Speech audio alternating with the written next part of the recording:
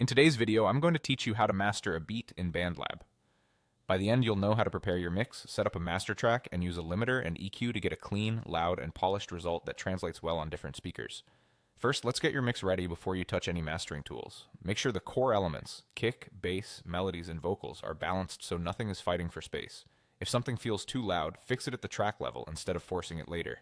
Leave headroom by keeping your master peak levels around -6 dB. This gives the limiter space to work. Also check each individual track for clipping. If you see red, pull the fader down. A clean, controlled mix always masters better than a hot, messy one. It can help to listen briefly on both headphones and speakers to make sure the balance holds up. Next, open the mix editor and create your master track. At the bottom, click on Master Track. This is a global processing lane that affects your entire project, so any change you make here will shape the final sound. Keep an eye on your meters in this view so you always know how your overall level is behaving. Now let's add a limiter. In the Master Track FX, choose Add Effect and select Limiter. Set the ceiling to -0.1 dB to safely catch peaks and prevent digital clipping. Then bring up the gain until the track feels full and competitive, but not harsh or distorted. Watch the gain reduction meter.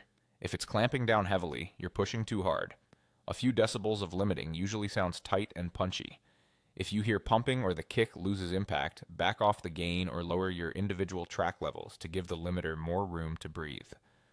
With level under control, add an equalizer. Start neutral and make small, intentional moves. In the low end, around 20 to 100 Hz, clean up muddiness so the kick and bass stay defined. Be careful not to thin them out. In the low mids, around 200 to 500 Hz, a gentle cut can reduce boxiness and open the mix.